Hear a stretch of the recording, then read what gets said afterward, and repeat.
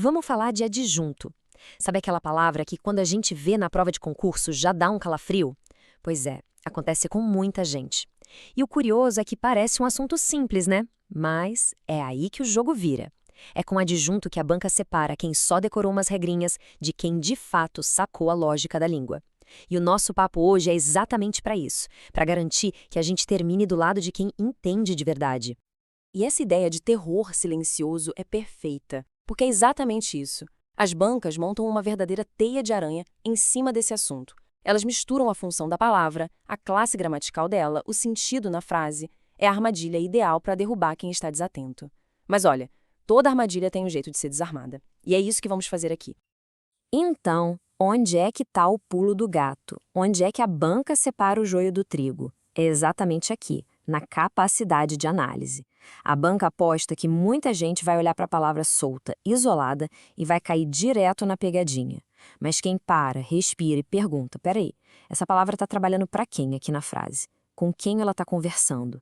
Ah, essa pessoa encontra o caminho certo. E para a gente chegar lá, o nosso mapa é este aqui.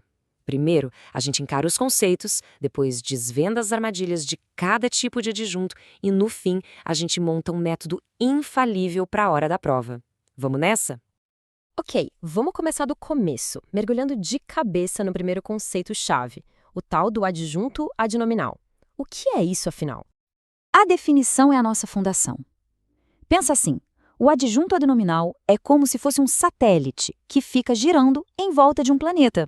Esse planeta é sempre um substantivo. E o adjunto está ali, orbitando, para dar uma qualidade, para limitar, para explicar melhor quem é esse substantivo. A relação dele é exclusiva com um nome.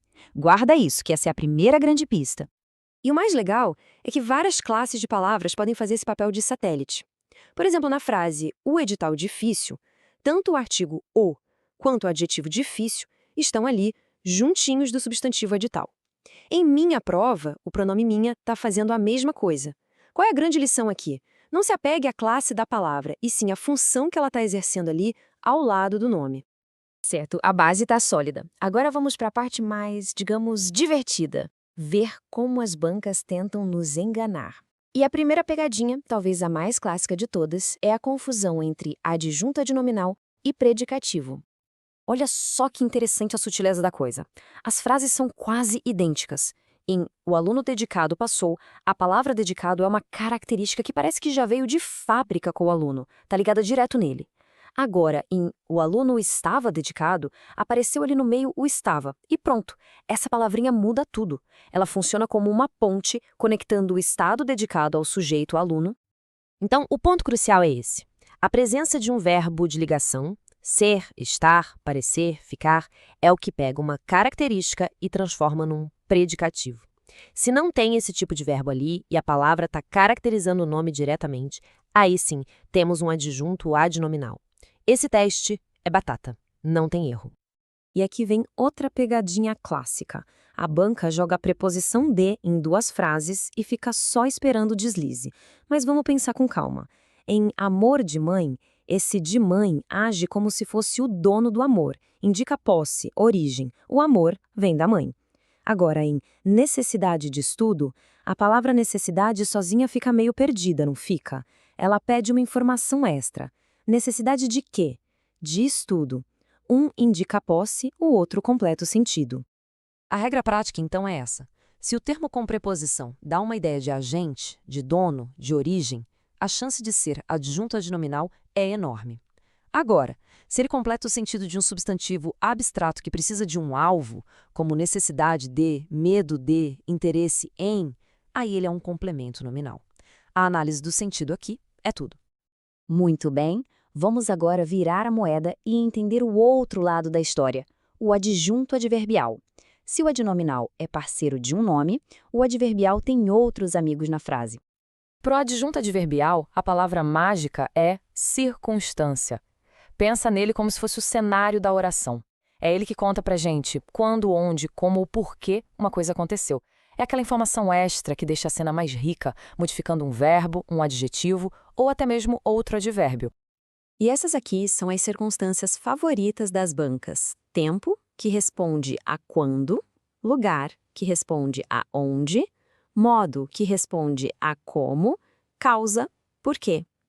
O primeiro passo é identificar qual dessas perguntas o termo está respondendo. Por exemplo, ele chegou ontem. Ontem responde a quando, certo? Então é tempo. É esse o raciocínio. E é claro que as bancas também têm suas armadilhas para o adjunto adverbial, né? Principalmente quando aparece uma preposição no meio do caminho. Vamos ver como eles tentam criar confusão. Olha que curioso, as duas frases usam a preposição em, mas as funções são totalmente diferentes. Na primeira, o verbo confiar exige essa preposição. Quem confia, confia em alguém. O termo em você é obrigatório para o sentido do verbo. Já na segunda, em casa é só uma informação de lugar, uma circunstância. O verbo estudar não precisa disso para ter sentido completo. É opcional.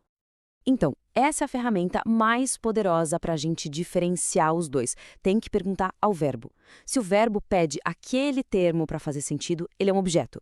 Se o termo só está ali adicionando uma circunstância, algo que poderia ser retirado sem quebrar a lógica da frase, ele é um adjunto.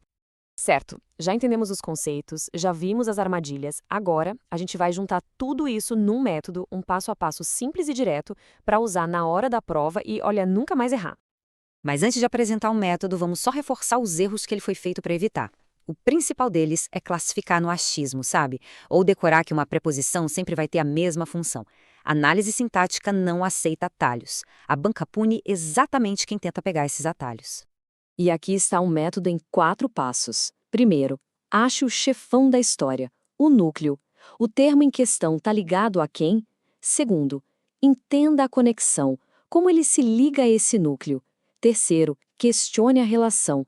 É uma exigência ou é um extra, uma circunstância? E aí, quarto e último passo, classifique com toda a segurança. Seguindo esse roteiro não tem erro. E o melhor desse método é que ele é confiável. Quando a gente segue esses passos, a análise deixa de ser uma questão de intuição e passa a ser uma aplicação de lógica pura. É uma estrutura de pensamento que nos leva à resposta certa, sempre. E aqui fica a grande lição de hoje. Dominar o assunto dos adjuntos é muito mais do que só acertar uma questão de sintaxe. É, na verdade, entender como as palavras se organizam para criar sentido, como a informação principal é rodeada de detalhes que dão cor, que dão contexto, é entender a própria estrutura da nossa comunicação. E agora que a gente iluminou essa parte dos adjuntos, fica uma reflexão, né? Quais são os próximos pontos de confusão que as bancas adoram explorar? A sintaxe é um campo cheio de armadilhas e estar um passo à frente da banca é o que faz toda a diferença. E a nossa próxima análise vai ser justamente sobre isso, mergulhando em outros 2 termos que parecem simples, mas que são um prato cheio para pegadinhas: o aposto e o vocativo. A gente continua junto nessa jornada para dominar a sintaxe de vez.